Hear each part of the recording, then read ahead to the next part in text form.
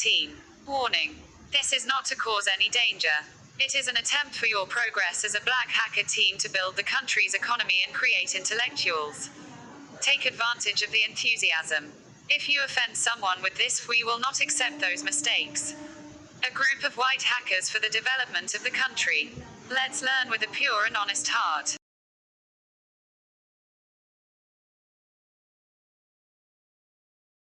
අපි මුලින්ම අපි ලියා ගන්න ඕනේ අපි දශමස්ථාන නොවන සංඛ්‍යාවකින් මුලින්ම හදන්න යන්නේ ප්‍රෝග්‍රෑම් එක. හරිද? ඉතින් ඔයගොල්ලෝ මොකද්ද ගන්නෙ? කෙලිම අපි ගන්න ඕනේ integer. ඒ කියන්නේ int int කියලා දාලා මම variable එකක් ගන්නවා a කියලා. මම කෝකරන්න variable ඕනයක් දාන්න පුළුවන් කිව්වා. හරිද? ඊට පස්සේ මම a ට සමාන කරනවා 21 සමාන කරනවා. හරිද?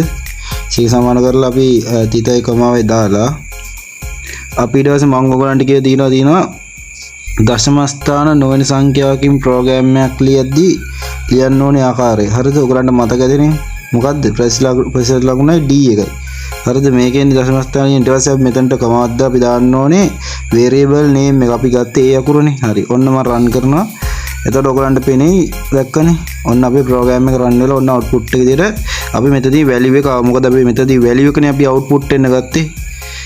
අපි output වෙන්න අපි දැම්මේ මෙතනදී value එක නිසා output උනා 21යි කියලා. හරිද? 21 වෙනකොට තමයි මේ ප්‍රෙස් ලකුණයි d එකයි තියෙන. ඔයගලන්ට මම ඒක කලින් වීඩියෝස් වල කියලා දුන්නා. හරිද?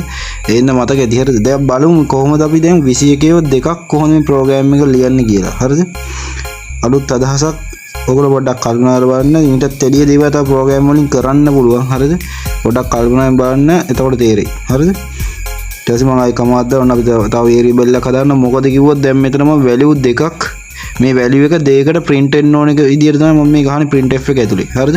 එතකොට මේ 21ක් කියන්නේ මේ එක value එකක් නෙමෙයි ප්‍රෙස් ලකුණයි d එකයි කියන්නේ. හරිද? මේ 21 එක value එකක් නෙමෙයි ප්‍රෙස් ලකුණයි d එකයි කියන්නේ. ඉතින් 21 දෙකක් print වෙන්න ඕන ඉඳ ඔන්න මම ප්‍රෙස් ලකුණයි d එක දෙකක් දාලා තියෙනවා. හරිද? ඊට පස්සේ මම variable name දෙක දාලා තියෙනවා ඒ අකුරු විදියට. හරිද? හරි. ඊට පස්සේ ඔන්න මම run කරාම ඔයගලන්ට පේන්නේ දැක්කනේ. ඔන්න අපේ double විදියට ඔන්න 21 ඔන්න දෙකක් print වුණා. හරිද? ඊට පස්සේ ඔන්න අපිට දැන් තව කැමති නම් අපි තව ප්‍රෙස් ලකුණයි d එකයි දාලා බලමු. මොකද එන්නේ කියලා. ඔන්න මම ඒ වගේම කමාන්ඩ් දාලා ඔන්න ඒ අකුරත් print කරගත්තා. හරි. ඔන්න මම variable එක ඔන්න දාලා ඔන්න මම program එක run කරා. හරිද? දැන් ඔයගලන්ට තේරෙන්නේ නැති කොහොමද variables යන්නේ කියලා. හරිද? variable කියන එක අමාරු නෑ ලේසි. හරිද? ගොඩක් ලේසි. හරිද? හරි. ඊට පස්සේ දැන් මම මෙතන පොඩි වෙනසක් කරන්න යන්නේ. දැන් මම ලියන්න යනවා මේක හරියට ඔන්න මම මේක ඊට පස්සේ ලියන්න යන්නේ ඩබල් වලින්. මොකද කිව්වොත් දශමස්ථාන නොවන සංඛ්‍යාවකින් දැන් අපි ලියන්න යන්නේ ප්‍රෝග්‍රෑම් එක. හරිද? එතකොට මම මෙතන ඩබල් කියලා දා ගන්නවා. ඩබල් කියලා දාලා variable එකේ a අකුරම දානවා. හරිද? ඔයගොල්ලන්ට කැමති variable එකක් හදන්න පුළුවන්. ඔන්න මම මෙතන 2.1 වගේ දාන්නම්. ඒක ලේසිනේ. හරිද? ඊට පස්සේ මෙතන ප්‍රෙස් ලකුණේ d එකයි අයින් කරලා ඔයගොල්ලෝ දා ගන්න ඕනේ f අකුර. ඔයගොල්ලන්ට මතක ඇති මම ඔයගොල්ලන්ට කියලා දුන්නා දශමස්ථාන නොවන සංඛ්‍යාවෙන් කොහොමද printf එක ඇතුලේ කොහොමද දශමස්ථාන නොවන සංඛ්‍යාවක් පෙන්눔 කරන්නේ printf එක ඇතුලේ කියලා. හරිද? හරි. ඔන්න මම run කරාම ඔන්න ඔයගොල්ලන්ට පේනවා 2.1 කියලා ඔන්න පෙන්වන ප්‍රෝග්‍රෑම් එක. හරිද? මේ බිංදු සෙට් එක ගැන මම කියලා දුන්නා කලින් වීඩියෝස් එකේ. හරිද? අනිවාර්යෙන් මේ වීඩියෝ බලන කලින් වීඩියෝස් බලලා ඉන්න එකේ දෙකේ ඉඳලා ඒතකොට තමයි ඔයගොල්ලන්ට තේරෙන්නේ. හරිද?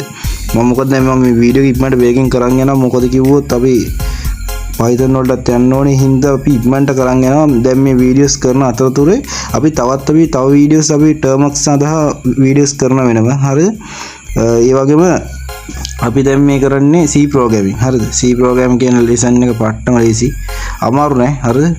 C programming කියන මරුම ඉතින් superior language එක. හරිද?